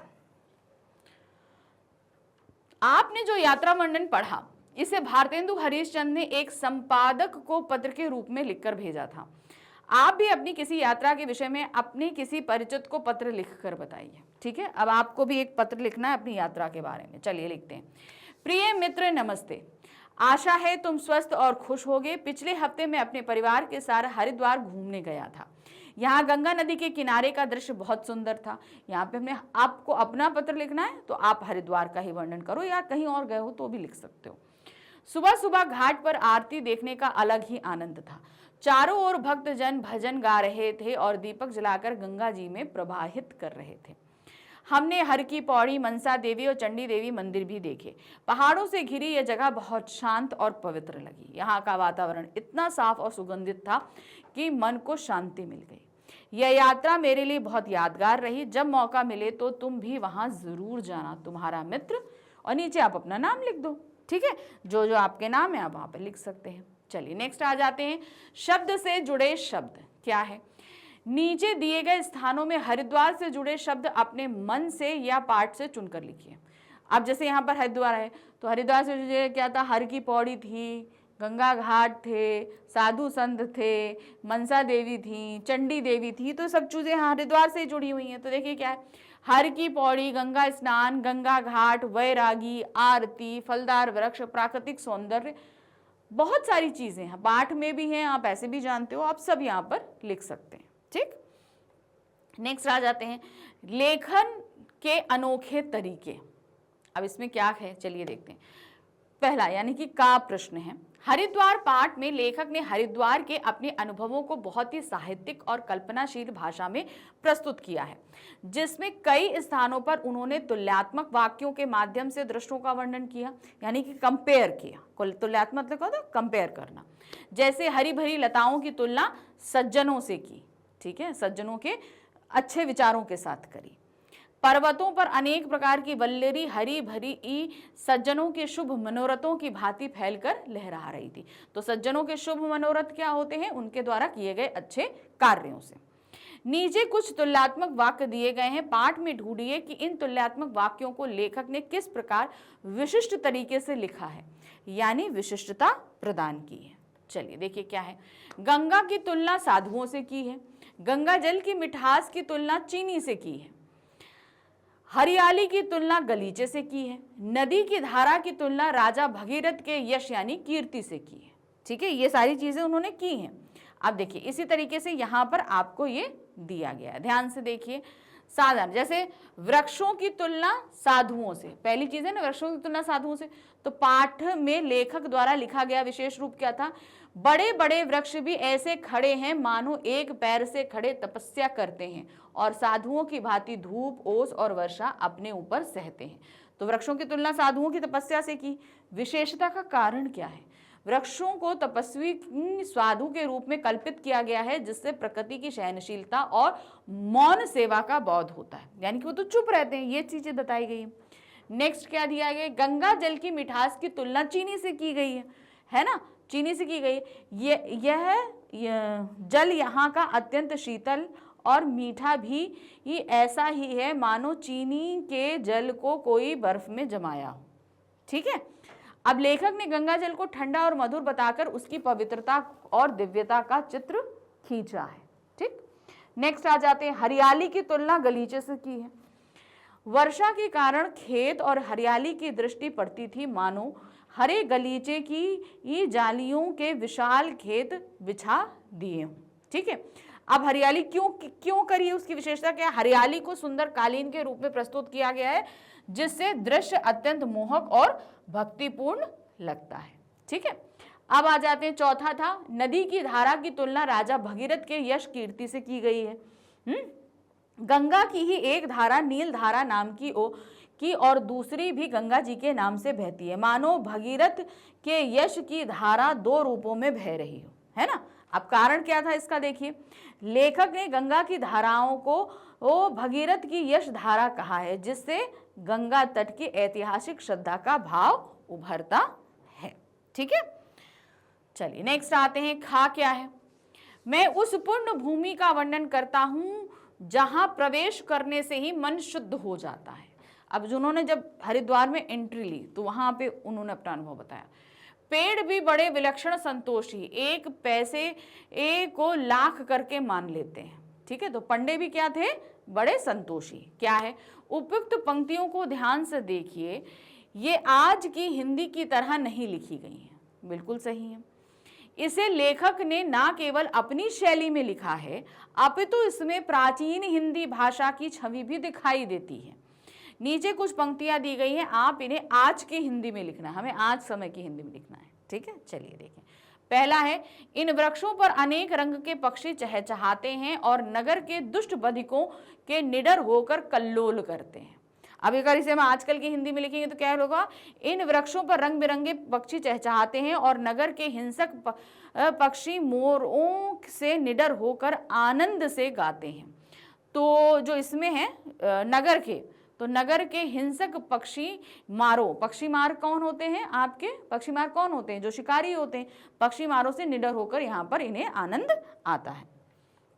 नेक्स्ट क्वेश्चन है, वर्षा के कारण सब और हरियाली की दृष्टि पड़ती थी, मानो गलीचा की यात्रियों के विश्राम के हेतु बिछाया गया हो। ठीक है, गलीचा मतलब क्या होता है, कारपेट। हाँ, वर्षा के कारण चारों ओर हरियाली दिख रही थी, जैसे तीर्थयात्रियों के विश्राम के लिए हरे गलीचे बिछा दिए गए हों। ठीक है, नेक्स्ट है, यह ऐसा निर्मल तीर्थ है कि इच्छा क्रोध की खानी जो मनुष्य है सो वहां रहते ही नहीं।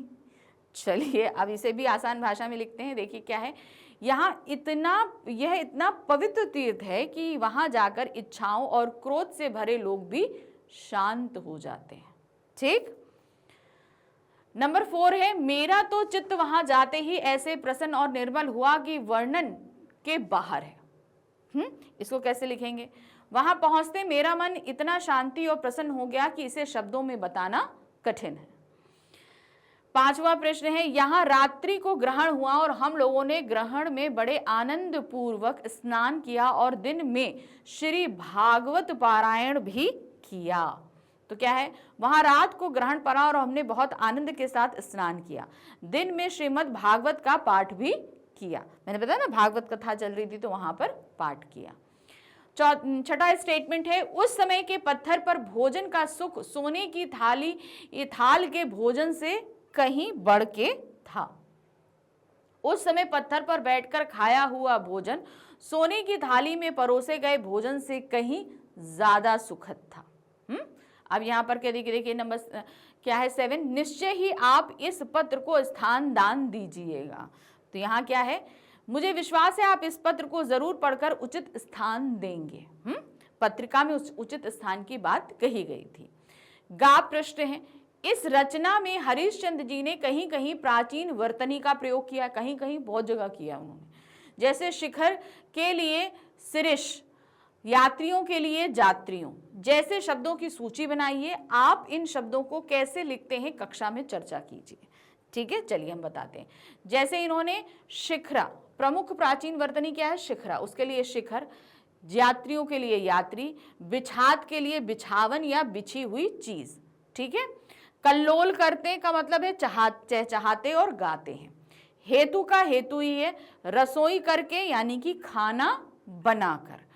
परमानंदी यानी कि अत्यंत आनंदित। फिर है बधिकों यानी कि शिकारी या मारने वालों के लिए। बिछात बिछी थी, बिछी हुई चादर। बिछात मतलब क्या होता है, चादर बिछी थी। खानी, खानी मतलब क्या होता है, क्रोध की खानी यानी कि खान या स्रोत, क्रोध का स्रोत जिसे हम बोलते हैं उसे खानी कहा गया। तो ये हमारी प्राचीन वर्तनी थी और ये हमारी आधुनिक वर्तनी है। चलिए अब अपने नेक्स्ट सेक्शन में आते हैं, पाठ से आगे। यहाँ क्या दिया गया है, आपकी बात। पाठ के सेक्शन में पहला सेक्शन जो है वो है आपकी बात। यहाँ क्या है, मैंने गंगा जी के तट पर रसोई करके भोजन किया। क्या आपने कभी खुले वातावरण में या प्रकृति के पास भोजन किया है? वह अनुभव घर पर खाने से कैसे भिन्न है? अब जैसे इसको आप ऐसे बोलो कि पिकनिक करने गए, उसे आपको यहाँ पर लिखना है। हाँ, मैंने एक बार स्कूल पिकनिक में नदी किनारे अपने दोस्तों के साथ खाना खाया था। वहां पर खुले वातावरण में पेड़ों की छाया में बैठकर खाना खाने का अनुभव बहुत अलग और सुखद था। घर पर तो हम आराम से खाते हैं, लेकिन वहां हम सबने मिलकर खाना बांटा, हंसी मजाक किया और हवा के साथ खाने का स्वाद ही बढ़ गया। यानी कि जब नेचुरल में पाते हैं तो बढ़ जाता है। वह पल हमेशा याद रहेगा, हमेशा हमेशा याद रहेगा। ठीक है, नंबर 2 क्या है, उस समय के पत्थर पर भोजन का सुख सोने की थाल में भोजन से कहीं बढ़ के था। ठीक है, क्या दिया है, आपके जीवन में ऐसा कोई क्षण आया जब किसी सामान्य सी वस्तु ने आपको गहरा सुख दिया हो, उसके बारे में बताइए। कोई ऐसी चीज है जिसने हमको बहुत ज्यादा आनंद दिया। देखिए, मेरे जीवन में ऐसा एक पल तब आया जब बारिश के मौसम में हम सब ने घर की छत पर खिचड़ी बनाई थी। वह खिचड़ी बहुत ही साधारण थी, लेकिन बारिश, बादलों की गड़गड़ाहट और हवा के साथ बैठकर खाने का अनुभव इतना सुखद था कि वह साधारण भोजन भी बहुत स्वादिष्ट लगने लगा। उस दिन मुझे महसूस हुआ कि सुख महंगे बर्तनों या चीजों में नहीं, बल्कि माहौल और साथ में होता है। यानी कि हम किसके साथ में हैं और क्या आसपास का माहौल है उसमें होता है। तीसरा प्रश्न है, हर वस्तु पवित्रता और प्रसन्नता बिखेर रही थी। आपको किस स्थान पर पवित्रता और प्रसन्नता का अनुभव होता है? क्या कोई ऐसा स्थान है जहां जाने पर मन शांत हो जाता है? उस स्थान की कौन सी बातें आपको अच्छी लगती हैं? तो जहां जाकर आपको बहुत ही पीसफुल महसूस होता है वो बताना, उस स्थान की विशेषता भी बतानी है। मुझे अपने गांव का मंदिर बहुत पवित्र और प्रसन्नता देने वाला स्थान लगता है। वहां की घंटियों की आवाज, फूलों की सुगंध और भक्तों की आरती देखकर मन बहुत शांत हो जाता है। मंदिर में बैठने के बाद चेहरे पर मुस्कान आ जाती है और जीवन भावना, अपनापन, शांति और आभार की पवित्र भावना बहुत अच्छी लगती है। ठीक है, तो ये चीजें बताई हैं। नेक्स्ट है पृष्ठ संख्या 4। पाठ में वर्णित यहाँ के वृक्ष, फल, फूल, गंध जले पर भी कोयले और राख से लोगों का मनोरथ पूर्ण करते हैं। ये दिया है।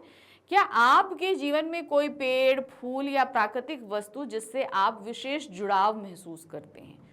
क्यों? अब आपको बताना है ऐसा क्यों है। देखिए क्या है, मुझे प्रकृति के पेड़ पौधे और फूल बहुत अच्छे लगते हैं। हमारे मोहल्ले में एक गुलमोहर का पेड़ है जिसके फूल गर्मियों में पूरे पेड़ पर लाल रंग में रंग देते हैं। अब पूरा चूंकि लाल लाल होते हैं तो वो पूरा लाल रंग जाते हैं। उस पेड़ के नीचे बैठकर मुझे बहुत शांति और सुकून मिलता है। पेड़ की छाया में मुझे गर्मी नहीं लगती और मन प्रसन्न हो जाता है। ये पेड़ जैसे हमारी जिंदगी का हिस्सा बन जाते हैं। अब देखिए यहाँ पर हमने आपको सिर्फ एक उदाहरण इन प्रश्नों में क्या है, इन चारों प्रश्नों में आपने देखा कि यहाँ पर आप क्या महसूस कर रहे हैं। जरूरी नहीं कि जो मैंने लिखा है इसे ही आप लिखो। आपने अगर ये सब चीजें कहीं और महसूस करी हैं तो उन्हें भी आप यहाँ पर शेयर कर सकते हैं। ठीक है, चलिए प्रकृति का सौंदर्य और संरक्षण, इसमें क्या है? यह भूमि तीन ओर सुंदर हरे हरे पर्वतों से घिरी है। किसकी बात की गई है?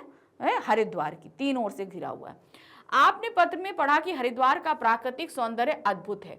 इस सौंदर्य को बनाए रखने में प्रत्येक मानव की महत्वपूर्ण भूमिका है।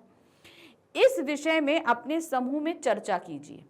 इसके बाद अपने समूह के साथ मिलकर तीर्थ ही नहीं पृथ्वी को भी पावन हो विषय पर जन जागरूकता पोस्टर भी बनाना है आपको। ठीक है, चलिए देखते हैं कैसे बनाया। सबसे पहले चर्चा के बिंदु क्या रहेंगे? प्राकृतिक सौंदर्य और संरक्षण। हरिद्वार जैसे 30 स्थलों का प्राकृतिक सौंदर्य हमें शांति और पवित्रता का अनुभव कराता है। यह सौंदर्य पर्वतों, नदियों, पेड़ों और पक्षियों की वजह से है जिन्हें संरक्षित करना आवश्यक है। तो इन पॉइंट्स को आप डिटेल में भी लिख सकते हो। अगर लॉन्ग क्वेश्चन आ रहा है तो आप डिटेल में भी उसे बता सकते हो। ठीक है, तीर्थों पर बढ़ते कूड़े कचरे, प्लास्टिक, ध्वनि और जल प्रदूषण से यह पवित्रता खतरे में है। अब जब प्राकृतिक सौंदर्य है तो खतरा भी तो बढ़ रहा है कि नहीं? जैसे हम लोग जनसंख्या बढ़ रही है वैसे वो भी बढ़ रहा है। यदि हम अपने तीर्थों की सफाई पर ध्यान नहीं रखेंगे तो भविष्य में ऐसे स्थान केवल इतिहास बन जाएंगे। तीर्थ ही नहीं, पूरी पृथ्वी एक जीवित तीर्थ है। इसे भी पावन बनाकर रखना हमारी सामूहिक जिम्मेदारी है। ठीक है, क्या? ये हमारी सामूहिक जिम्मेदारी है। चलिए, जन जागरूकता पोस्टर की विषय वस्तु क्या है? मतलब उसमें अब आपको कोई स्लोगन देना होगा ना, तो स्लोगन आप दे सकते हो, तीर्थ ही नहीं पृथ्वी भी पावन हो। पोस्टर में शामिल किए गए ये स्लोगन हो सकते हैं। कौन कौन से स्लोगन? जैसे आप जरूरी नहीं एक करो, ये आपको स्लोगन दिया गया, आप ये स्लोगन्स भी और भी अपने मन से शामिल कर सकते हो। गंगा को मां कहते हैं, फिर इसे गंदा क्यों करते हो? पवित्र तीर्थ का पहला नियम, हर मौसम में स्वच्छता अपनाएं। हर पेड़ में देवता बसते, पेड़ बचाओ जीवन बचाओ। प्लास्टिक नहीं, प्रकृति को चुनो। धूप दीप से पहले जरूरत है स्वच्छता की आरती की। तीर्थ स्थल पर कूड़ा फेंकना पाप है, नदियों को गंदा ना करो। तो इन स्लोगन्स को आप अपने जो है पोस्टर जो आप बनाओगे उसमें कर सकते हो। अब पोस्टर में हो सकते हैं ये चित्र, देखो यहाँ पर ये देते, तीर्थ ही नहीं पृथ्वी भी पावन हो, देखो ये दिया गया है ना, इस तरीके से आप करा सकते हो। हरिद्वार की घाट और गंदगी स्थिति की तुलना दर्शाता हुआ चित्र बना सकते हैं आप। एक और हरा भरा पर्वत और दूसरी ओर पेड़ों की कटाई बता सकते हो। जैसे हरा है तो यहाँ पर पेड़ों की कटाई बता सकते हो। माँ गंगा को मुस्कुराते और दुखी दोनों रूप में बता सकते हो। खुश है क्योंकि वो पृथ्वी पर है, दुखी है क्योंकि वो मैली हो रही है। बच्चे पौधे लगाते हुए आप दिखा सकते हो। धरती भी एक तीर्थ है, लिखा हुआ नीला हरा ग्लोब बना सकते हो, ठीक है। नहीं तो देखो ये भी दिया है ना, एक पोस्टर, ये इस तरीके से पोस्टर भी आप बनाकर लगा सकते हैं। नेक्स्ट आ जाते हैं स्वास्थ्य और योग क्या है। चित्त में बारंबार ज्ञान, वैराग्य और भक्ति का उदय होता था। तो ये एक लाइन हमारे पत्र में लिखी है भारतेंदु जी ने, अब उस पर ही प्रश्न बन गया है। अनेक लोग आज भी मन की शांति, स्वास्थ्य लाभ और भक्ति के लिए तीर्थ और पर्वतीय स्थानों की यात्रा करते हैं।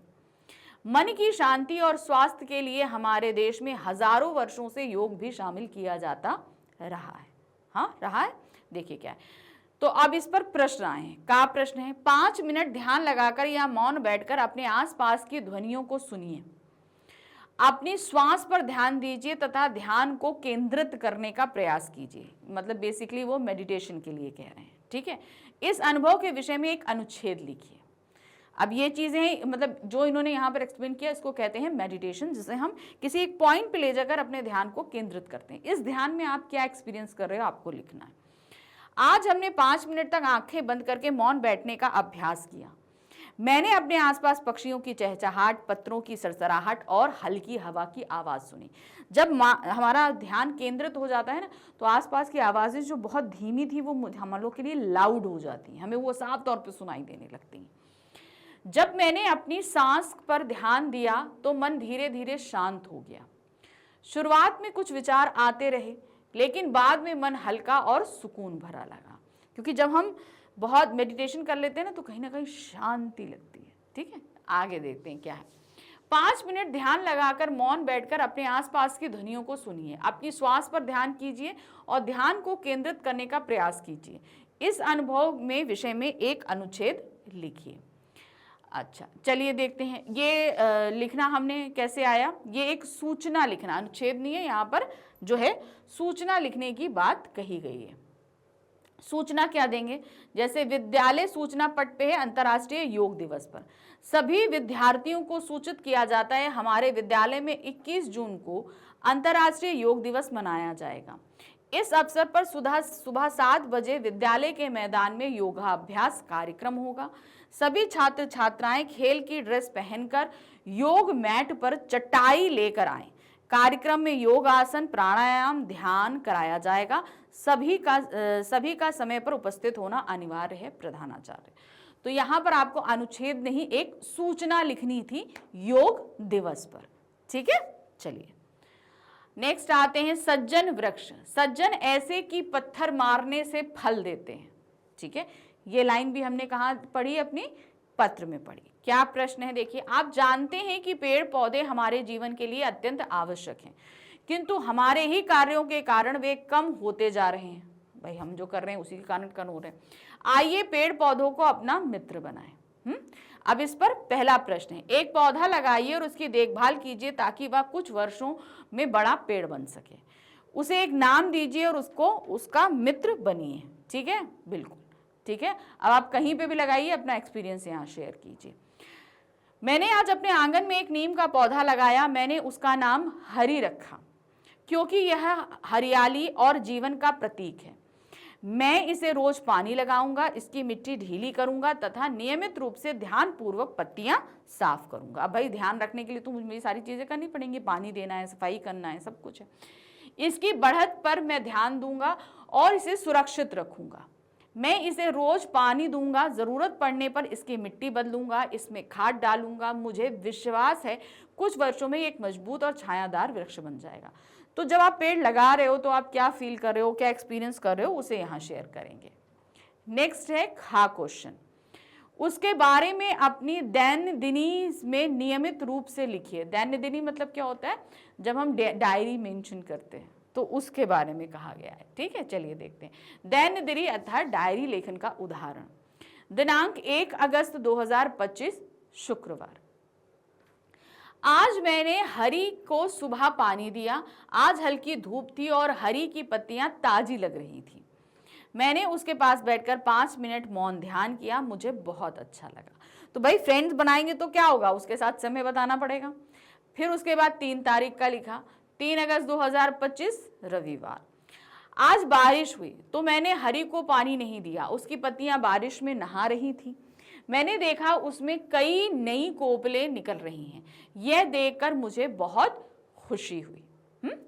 नेक्स्ट आते हैं दिनांक 5 तारीख को, मतलब एक दिन छोड़ एक दिन की हमने लिखी। हरी के पत्ते हरे भरे और लहलहाते हैं। मैंने फोटो ली और माँ को दिखाई। माँ ने हरी से कौन कौन पक्षी आकर बैठते हैं यह भी बताया। हरी सचमुच मेरे जीवन का हिस्सा बन गया है। तो डायरी लेखन में आप जैसे जैसे हम कर रहे हैं, हरी के साथ समय बिता रहे हैं, वो चीजें हम लिखेंगे। ठीक है, नेक्स्ट आते हैं अपने शब्द। शीतल वायु स्पर्श से ही पावन करता हुआ संचार करता है। ये भी हमने पत्र में पढ़ी थी लाइन। क्या है? आइए एक रोचक गतिविधि करते हैं। शीतल शब्द को केंद्र में रखिए और उसके चारों ओर ये 4 बातें अर्थ। ठीक है, अर्थ है, जैसे यहाँ पर शीतल दिया है, अर्थ है, विपरीतार्थक शब्द है, समानार्थी शब्द है, वाक्य प्रयोग। शीतल का मतलब क्या होता है? अर्थ ठंडा। इसका विपरीतार्थक क्या हो जाएगा? शीतल का आपका गर्म हो जाता है, शीतल मतलब ठंडा हो जाएगा। फिर इसका समानार्थी शब्द क्या हो जाएगा? आपका शीत। देखिए, अब इसी प्रकार आपके समूह का प्रत्येक सदस्य इस पत्र से एक एक शब्द चुनकर उसके लिए ऐसा ही शब्द चित्र बनाइए। चलिए देखिए क्या है। शीतल के लिए क्या है?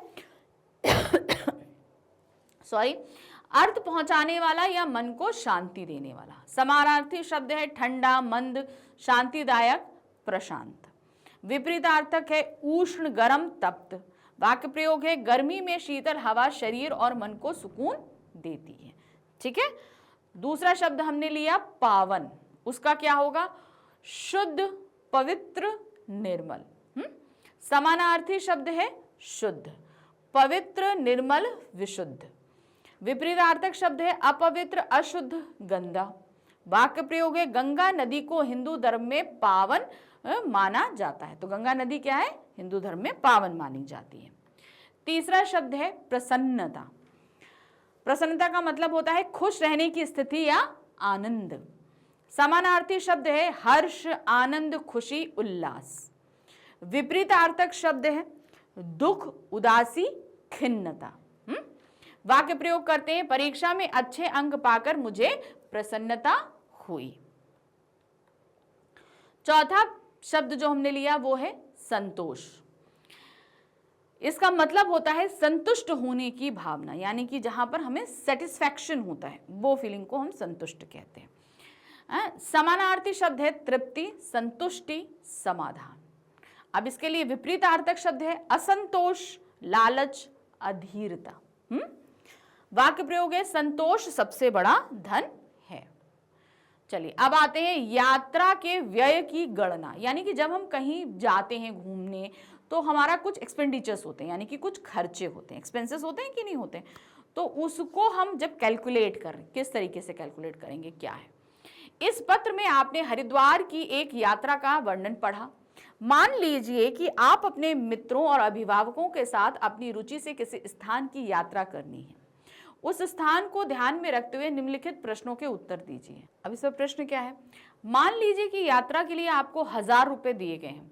यात्रा, खाना आदि सब मिलाकर एक व्यय विवरण बनाना, यानी कि आपको 1000 रुपए मिले, अब आपने किस चीज में कितना खर्चा किया है उसके लिए आपको एक बिल तैयार करना है। ठीक है, देखिए इस तरीके से, जैसे कि अब आपने क्या किया, सबसे पहले आने जाने का बस का किराया या बस ट्रेन जिससे भी जाते हैं उसमें आपने 350 रुपये खर्च कर दिए। लंच यानी आपने किया, दोपहर का खाना खाया, आपने उसमें 200 रुपये खर्च कर दिए। पानी लिया, हल्का फुल्का नाश्ता लिया, उसमें आपके 100 रुपये खर्च हो गए। अब जाहिर सी बात है वहाँ हिस्टोरिकल प्लेस है, किले वेले में गए तो एंट्री फी लगती है, यानी कि शुल्क, प्रवेश शुल्क हो गया, 100 रुपये हो गया। अब वहाँ गई हम जाते हैं तो कोई वहाँ की चीज़ खरीदते हैं तो वो हो गया, यानी कि स्मृति चिन्ह छोटी वस्तु खरीदी, 150 रुपये में खरीद ली। अब उसमें भी हमने भाई ऐसे नहीं एक ही बार में सारा पैसा खर्च कर दें, कुछ बचाना भी तो पड़ता है, तो उसमें 100 रुपये हमने आपातकालीन बचत बचा ली। तो ये टोटल 1000 रुपये का हमने एक विवरण दे दिया। नेक्स्ट आते हैं खा। मान लीजिए कि आप इस यात्रा में एक छोटी वस्तु यानी कि स्मृति चिन्ह खरीदना चाहते हैं। आप क्या खरीदेंगे और क्यों? हम कहीं पर भी घूमने जाते हैं, वहाँ की कोई ना कोई चीज़ फेमस होती है, कुछ अच्छा है, तो हम उस चीज़ को खरीद कर घर लाने की कोशिश करते हैं कि हम उस जगह गए थे तो वहाँ का एक जो है हम मेमोरी हम अपने साथ रखें। ठीक है, देखिए क्या है संकेत, सोचिए क्या वह आवश्यक है और बजट कैसे संभालेंगे। चलिए देखते हैं। मैं आमेर किले में एक छोटी राजस्थानी पेंटिंग यानी मिनिएचर आर्ट खरीदूंगा। अब इसका कारण क्या है? यह यात्रा की खूबसूरत याद को संजोकर रखेगी। हम वहां यात्रा गए तो वो हमारे पास मेमोरी के रूप में रहेगी। पारंपरिक कला और संस्कृति से जुड़ा एक अनोखा नमूना होगा। अब वो उसी जगह की पारंपरिक कला है तो वो हमारे पास में रह जाएगी।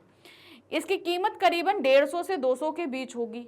भाई सस्ती भी है, जो मेरे बजट में फिट बैठती है। इसे घर लाकर अपने कमरे की सजावट में लगा सकता हूं और माता पिता को भी दिखा सकता हूं। ठीक है, चलिए अब हम आ जाते हैं यात्रा सबके लिए। अब यहाँ पर प्रश्न क्या है, चलिए देखिए। कल्पना कीजिए कि कुछ मित्रों का समूह एक यात्रा पर जा रहा है। आप एक मार्गदर्शक या टूरिस्ट गाइड है। हम क्या हैं? जैसे मैं हूं, मैं एक गाइड हूं। मैं अब एक पूरे ग्रुप को टूर पे लेके जा रहा हूं। आप इन सबकी यात्रा को सुविधाजनक बनाने के लिए किन किन बातों का ध्यान रखेंगे? अब जरा ध्यान दीजिए, इस ग्रुप में बुजुर्ग भी हैं, बच्चे भी हैं, दूध मतलब छोटे से गोदी वाले बच्चे भी हैं, और यंगस्टर हैं, विकलांग भी हैं, बहुत हर तरीके का। अब इनकी यात्रा के लिए हमें क्या क्या ध्यान रखना है? ठीक है, उपर्युक्त चित्र में सबकी अलग अलग आवश्यकताएं हो सकती हैं। इन्हें ध्यान में रखते हुए सोचिए कि वहां पहुंचने, घूमने, भोजन आदि में आप कैसे सहायता करेंगे। चूंकि अब आप एक टूरिस्ट हो तो उसमें हर एक व्यक्ति की हमें जो है सुविधा का ध्यान रखना है। कैसे रखेंगे? देखिए, यात्रा को सुविधाजनक बनाने के लिए ध्यान रखने योग्य बातें। सबसे पहले टूरिस्ट गाइड, अब टूरिस्ट गाइड के रूप में हम कर रहे हैं ना। पहला है यात्रा से पहले की तैयारी। सभी यात्रियों के टिकट, पहचान पत्र और जरूरी कागजों की जांच करूंगा, क्योंकि अब सबके पास सारे कागज हैं, टिकट्स हैं, सब कुछ है कि नहीं, ये जांचना हमारे लिए जरूरी। क्योंकि पता लगा उस जगह हम पहुंचे और भैया मेरे पास पहचान पत्र नहीं है, मेरे पास टिकट नहीं है, ये काम नहीं होना चाहिए। फिर आ जाते हैं परिवहन व्यवस्था। एक जगह से दूसरी जगह जाने के लिए हमें जो है कोई ना कोई वाहन चाहिए। देखिए क्या है, बस, ट्रेन, वाहन समय पर तैयार रखना और सभी के बैठने की व्यवस्था सुनिश्चित करना। अगर आपके साथ टूर में 40 लोग हैं तो उन 40 लोगों को प्रॉपर सिटिंग होनी चाहिए। इवन 1-2 लोगों का एक्स्ट्रा भी हमें रखना पड़ता है। ठीक है, विशेष आवश्यकताओं का ध्यान रखना। वृद्ध, छोटे बच्चों, महिलाओं और विकलांग व्यक्तियों की अलग अलग सुविधा, व्हील चेयर, अतिरिक्त पानी आदि रखना। वो सब तो अपने अपने साथ रखेंगे, लेकिन हमें भी एक्स्ट्रा पानी रखना पड़ेगा। भोजन की व्यवस्था, समय पर स्वच्छ और पौष्टिक भोजन एवं पीने का साफ पानी उपलब्ध कराना। अब चूंकि मैं वहां की गाइड हूं तो मुझे वहां पर पता है कि किस होटल में या ढाबे में खाना अच्छा मिलता है, कहाँ साफ मिलता है, तो मैं उसी जगह उस पूरे ट्रिप को लेकर जाऊंगी। यात्रा मार्ग की जानकारी, घूमने वाले स्थानों का संक्षिप्त परिचय देना ताकि लोग समझकर आनंद ले सकें। अब मैं वहां पे हर एक चीज जानती हूँ तो मैं सबको गाइड करूंगी, भाई ये चीज यहाँ की मशहूर है इसलिए मशहूर है, ये सारी चीजें बताना। आपातकालीन सहायता, प्राथमिक उपचार पेटी यानी कि फर्स्ट एड किट और आपातकालीन संपर्क नंबर साथ रखना। जैसे एम्बुलेंस है, फायर ब्रिगेड है, हॉस्पिटल है, इन सभी के जो नंबर होते हैं, पुलिस, इन सबका नंबर हमारे पास में होना चाहिए और फर्स्ट एड किट भी होनी चाहिए। समूह की सुरक्षा, सभी को एक साथ रखना और खोने से बचाने के लिए पहचान टैग या रंगीन रिबन देना, कि सबके साथ में रंगीन टिकट होना, रिबन होना चाहिए कि कोई इधर उधर खोए नहीं। चलिए आ जाते हैं। आपने किसी मित्र के साथ बिना बोले संवाद कीजिए संकेतों से, मतलब बोलना नहीं है, हमें हाथ के एक्सप्रेशन से करना है। अब सोचिए कि यात्रा में श्रवण बाधित व्यक्ति के लिए क्या क्या आवश्यक होगा। अगर आपके पास जो ट्रिप जा रहा है उसमें कोई व्यक्ति सुन नहीं सकता, तब आप क्या क्या करोगे? चलिए देखिए क्या है। श्रवण बाधित व्यक्ति के लिए आवश्यक सुविधाएं, सबसे पहले संकेत भाषा यानी कि साइन लैंग्वेज का ज्ञान रखने वाला सहायक या गाइड साथ होना चाहिए। आपको साइन लैंग्वेज आती है तो बहुत अच्छी, नहीं आती तो एक ऐसा व्यक्ति आपके साथ होना चाहिए। लिखित बोर्ड या कार्ड जिनमें स्थान, समय और दिशा की जानकारी हो, इसे कार्ड्स रखने चाहिए ताकि उसमें सारी जानकारी लिख के मैं उस श्रवण बाधित व्यक्ति को बता सकूं, क्योंकि हर एक चीज हम साइन लैंग्वेज से नहीं बता सकते, है कि नहीं। मोबाइल पर लिखकर या चित्र दिखाकर संवाद करने की सुविधा होनी चाहिए। यात्रा स्थलों पर दृश्य आधारित सूचनाएं जैसे कि पिक्टोग्राम या साइन बोर्ड्स हों। ठीक है, यात्रा मार्ग और कार्यक्रम पहले से लिखित रूप में उपलब्ध कराना, यानी कि हम सारी चीजें उस श्रवण बाधित व्यक्ति को लिखित रूप में उपलब्ध करा दें। नेक्स्ट है, यात्रा करते हुए ऐतिहासिक धरोहरों या भवनों की सुरक्षा के लिए आप किन किन बातों का ध्यान रखेंगे। जिन जगहों पर हम जा रहे हैं वो हिस्टोरिकल प्लेसेस हैं, तो उन जगहों पर हमें क्या क्या चीज़ों का ध्यान रखना है। जैसे ऐतिहासिक धरोहर या भवनों की सुरक्षा के लिए सावधानियां। पहला, धरोहर की दीवारें, मूर्तियां या चित्रों को ना छूना, क्योंकि वो बहुत साल पहले की बनी हुई हैं, तो वो अब कमजोर होने लगती है, तो उन सारी चीजों को हमें टच नहीं करना चाहिए। गंदगी ना फैलाना, कचरा डस्टबिन में ही डालना, ठीक है। अब ये सारी जगहों पे हमें कचरा नहीं फैलाना चाहिए। स्मारक के भीतर तेज आवाज या लाउड म्यूजिक का उपयोग नहीं करना, क्योंकि म्यूजिक, बहुत लाउड म्यूजिक में वाइब्रेशन होता है और ये सारी जगह कमजोर होती हैं, तो इनके डैमेज होने का खतरा होता है। कहीं भी नाम, प्रतीक या चित्र ना बनाना, यानी कि वैंडलिज्म से बचना। सीधे सीधे बहुत सारे लोग होते हैं हर जगह पर अपना नाम लिख देते हैं, गलत होता है, नहीं लिखना चाहिए। केवल निर्धारित रास्तों और स्थानों पर ही घूमना, जो पर्यटकों के लिए निर्धारित किए गए हैं उन्हीं रास्तों पे जाना, जो रास्ते बंद किए गए हैं उन पर नहीं जाना। क्यों वो बंद ही इसलिए किए गए हैं क्योंकि वो खतरे की जगह है। आग, धूम्रपान या किसी भी तरह की हानिकारक रसायन का प्रयोग नहीं करना। घूमते समय इन सारी चीज़ों को दूर रखना चाहिए, क्योंकि कहीं पे भी फ्लेम हो सकती है, क्योंकि वो जगहें हमारे लिए बहुत ही अनजान होती हैं। आजकल आप लोग जानते हैं कि नेचुरल गैसेस भी जो हैं वो फ्लेम पकड़ लेती हैं, हमें नहीं पता कहाँ से क्या निकल रहा है कि नहीं। स्थानीय नियमों और गाइड के निर्देशों का पालन करना, ठीक है। चलिए, आज की पहेली, क्या पहेली है? पाठ में से शब्द खोजिए और नीचे दिए गए रिक्त स्थानों को लिखिए। क्या है? एक मसाले का नाम दालचीनी, ठीक है, पाठ में आया था। कपास से जुड़ा एक शब्द रुई, जहां स्नान होता है, कहाँ? स्नानागार भी हो सकता है और हर की पौड़ी में भी स्नान किया जाता है। घाट, वो भी हो सकता है, बिल्कुल सही। वृक्ष के किसी अंग का नाम, छाल, जड़, कुछ भी लिख सकते हो, छाल लिख दिया, जड़ है, टहनी है, पत्ता है, पेड़ का ही अंग है। एक नगर या तीर्थ का नाम, तो हमने हरिद्वार लिख दिया, ये पाठ में ही था। नेक्स्ट है व्यापार से जुड़ा स्थान, वो क्या है? बाजार। एक नदी का नाम गंगा। एक पर्वत का नाम आपका त्रिकूट पर्वत आप बोल सकते हो, शिवालिक पर्वत है, त्रिकूट पर्वत है, हिमालय है, कुछ भी लिख सकते हो। एक धार्मिक ग्रंथ का नाम, आप यहाँ पर ऋग्वेद लिख सकते हो, यहाँ पर हमने भागवत लिख दी, कुछ भी लिख सकते हो, ठीक है। तो इस तरीके से हमने अपने चैप्टर नंबर 4 के एनसीईआरटी क्वेश्चंस यहाँ समाप्त किए। बहुत सारे क्वेश्चंस थे, समझाते समझाते आपको टाइम भी लगा, लेकिन हमने सारे कंप्लीट किए, ठीक है। यहाँ पर कुछ एक्टिविटीज़ ऐसी हैं जिन्हें आपको करना है, कुछ क्वेश्चन ऐसे थे जिन्हें हमने आपको बताया है, लेकिन कोशिश करना वहाँ पर आप अपने एक्सपीरियंस को ज़रूर मेंशन करना, ठीक है। चलिए, अब हम बढ़ेंगे अपने एमसीक्यूज की तरफ, यानी कि इसी चैप्टर के हम करेंगे मल्टीपल चॉइस क्वेश्चंस, ठीक है। तो उसके लिए थोड़ा सा वेट करना है, मिलेंगे अगले वीडियो में। तब तक आप इस वीडियो को देखिए, समझिए। अगर आपको ई बुक्स और ई नोट्स चाहिए तो नीचे डिस्क्रिप्शन में लिंक दिया गया है, उसे क्लिक करिए और इन नोट्स को प्राप्त करिए। चलिए, जल्दी मिलते हैं दोबारा। Thank you for watching, bye bye.